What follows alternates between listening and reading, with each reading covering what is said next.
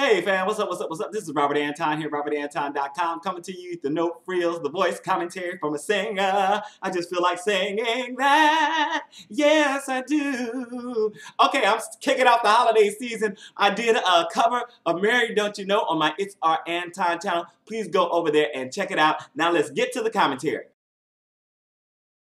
Tonight was the top 8 performing, and we found out that tomorrow night is another double elimination. So we are getting down to the nitty-gritty right here. Oh my God, it is getting so close. All right, here we go. We started out with Thicke opening the show performing his new single, Feel Good. He was at a nice mirror, tricked out grand piano, you know, I like that. And the song has a nice old school R&B vibe, and he was sweating hard getting them notes out, but he sounded good now. There was a lot of smoke and mirrors on the stage. He even got up and stood on top of the piano. I couldn't help but wonder though, and I'm about to be bad. I know y'all know I'm about to be bad, right? Whose song was this ripped off from? Just tell me somebody if you know. Who did it sound like? Do you know? So for the performances, first up we had TeamAdam with James Wolpert doing Somebody to Love by Queen. And it started out with a nice choral sound with all the guys looking like James, right? And he had the half mic stand again. That made me giggle when I noticed it. He was wailing away at this and negotiating his breath well and killing those sustained notes up there. I like when he rolled up into his falsetto both times. It was so beautiful. Adam stood for him. Blake said it was dynamic, dramatic, and his best so far. Christina said it was a lot of fun and talked about Adam and James's cloned babies. I don't know where that came from. Ceelo told James that he did a wonderful job and said his timing was impeccable and razor sharp. And if you think my timing is impeccable and razor sharp, please make sure to thumb it up for me, thumb it up, and let me know, and let everybody else know too. All right, thank you very much. Next up, we had TeamAdam and Tessanne doing Underneath It All by No Doubt. And Christina asked for a reggae song or her reggae side last week, and we got a little of that tonight. She's powerful, right, Christina, right? She said, okay, give it to me. It was really a nice vibe, but seemed like another song that didn't quite challenge or show off her vocal range. She got that whine going on though, and did find a few places to really give us some big notes while keeping it sexy and playful. Adam stood for her too. Ceelo said it was impeccable. Christina said it's the first time she broke it down and she got who she is now. And then she tried to choose another song for her next week or whatever. I'm like, sit down, Christina, you ain't her coach. She didn't choose you. Next up, we had TeamCeelo with Pennell doing Dog Days Are Over by Florence and the Machine. And she can sing just about anything and sound good. And she also finds her way into a song so well. It really makes it her own. I think she really needs to find a genre that she can really rule in and stick to it. And this was another really good performance for her. But will it be enough to keep her out of the bottom 3? I don't know. It's a lot of great people, and this was good. It was good. It wasn't great. Ceelo stood for her. And I wrote, Ceelo is so smooth. He wrote a poem for her. And Adam told her it was bold and exciting, and she did the best thing she could do at this point in time. Does that sound like a concession speech right there? It sure does to me. Thicke talked with Carson in the skybox that used to be for Christina Aguilera, who disappeared and we never found out what happened, right? Where did she go? And he talked about his tour starts in the US soon, and right now he is touring with Levine in Europe. So Cole, Ray, and Tessanne and Will performed One Day. This was an interesting choice for them to sing because it had that nice soca feel to it and fit Tessanne perfectly. Was that on purpose? I don't know. Cole and the other guys sounded good on it, but she was the standout, naturally. TeamBlake was up next with Vosbury doing I Still Believe in You by Gill. And Cole was trying to play that piano again, and Blake put him back on the guitar, right? I was like, what's the matter with Cole's piano playing? Did he accomplish the desperation that was needed to put the song over? The audience seemed to be pleased, and I was way enjoying the simplicity and the tenderness of this performance. This was an excellent vocal, and the second country song in a row for Cole. What is Blake up to? I know what Blake stood for him, okay, but Blake is up to something, and I know what it is. Christina said she heard something really special tonight, and his voice showed brightly on this song. Team Christina was up next with Matisyahu doing It's Time by Imagine Dragons. And this wasn't Matt's best vocal, and I'm not sure what was going on, but he kept it solid and performed it well. I found myself waiting for some big surprise move or note, and he didn't quite deliver it.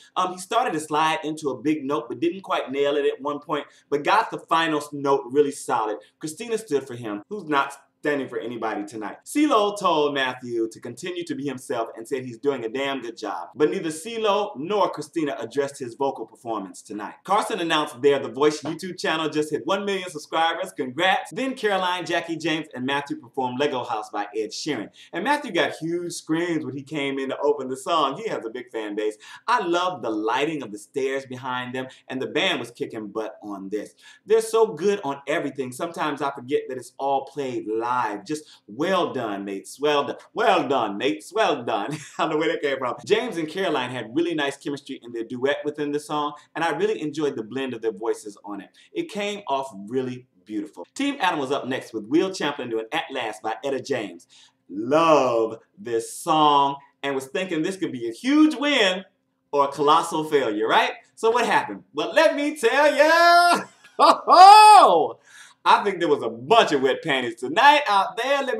This was infused with emotion while being technically stellar. And them notes he hit were enough to give a brother chills. I was like, oh my God. And that last note with the riff down and then taking it even higher. Oh.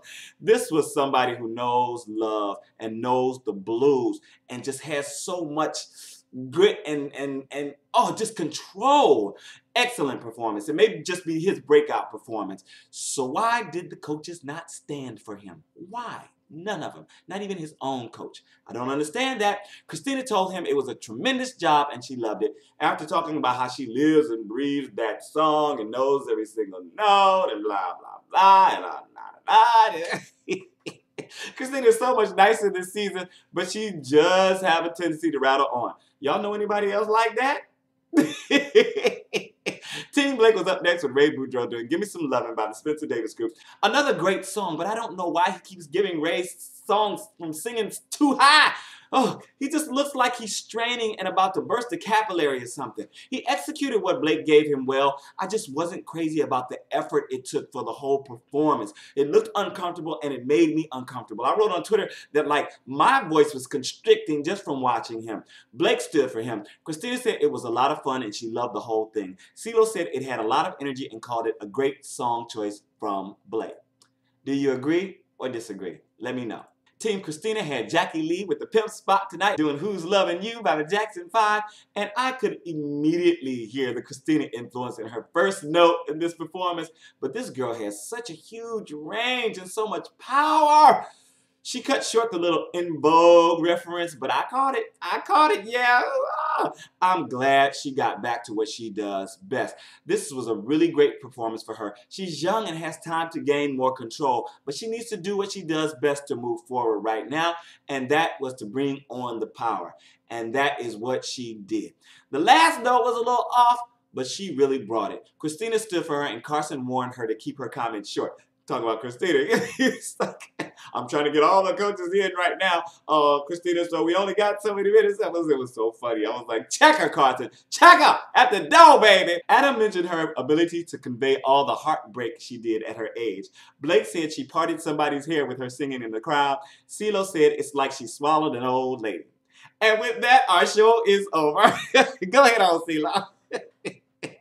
This is Robert Anton, robertantonnyc.com. Let me know what you thought of the show and the performance down in the comments. Make sure to share this, to thumb it up, you know, and all that good stuff, this, there, and that, and the other. Please, also, my other videos that I'll be linked down here. If you're still sticking around, I know you're a big fan, and I thank you so much for sticking around. Please, please, please go and check out my Married Don't You Know cover. Share it. Send it to friends if you love it. Let me know in the comments there. And yeah, it just is a very personal and beautiful song that I love so much.